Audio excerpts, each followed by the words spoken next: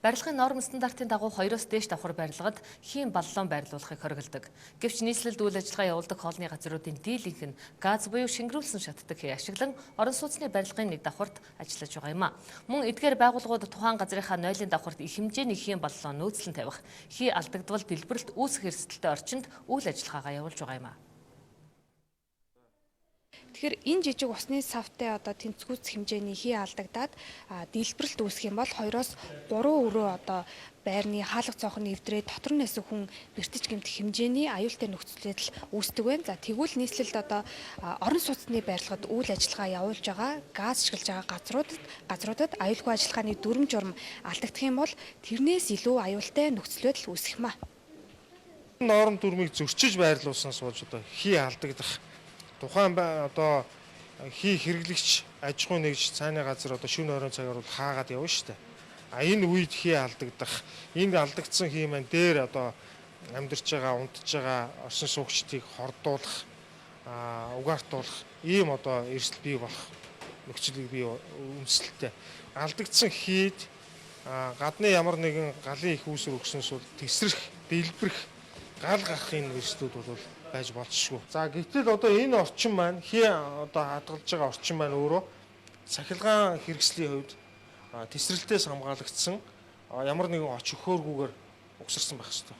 Гэтэл энэ дээр бол энгийн тесрэлтийн хамгаалтгүй унтраалга арзайтыг байрлсан. Яг энэ орчинд байрлах юм зөрчлүүд бол гарсаар байгаа. Тэгэхээр орон сууцны барилгад үйл ажиллагаа явуулахдаа газ ашиглаж байгаа байгууллагууд маань тухайн газаа үндсэн барилгаас бол гадуур тусад нь байрлуулах ёстой. За энэ аж ахуйн нэгжийн хувьд бол газаа үндсэн барилгаасаа тусдаа байрлуулсан.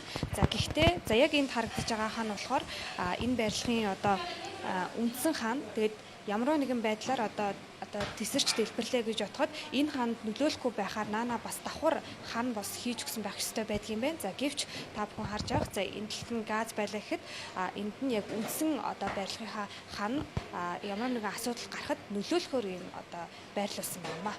Энэ шингэрүүлсэн шатдаг хийн тодорхой норм дүрмийн талаар мэдээлэл хомс багтаан улмаас бол шийдлүүдийг буруу хийх дутагдaltaй талууд ажиглагдж байна л да. Тухайлах юм бол энэ хоолны газрын хийн боллооны байр өмнө шалгалтаар бол дотор орон сууцны байрлалын дотор байсан.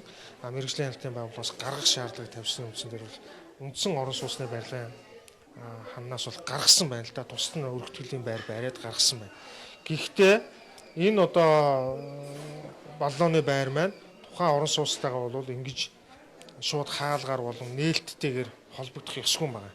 Өөрөөр хэлэх юм бол боллооны байр нь гадна талдаа байрлаад хаалга нь цаашаага гадна тийшээгээ гарсан байдлаар. Өөрөөр хэлэх юм бол хийн боллооныг аж ахуй нэгж хийн хангаш аж ахуй нэгж гаднаас нь солиод гаднаас нь үйлчлэгээгээд явах боломжтой.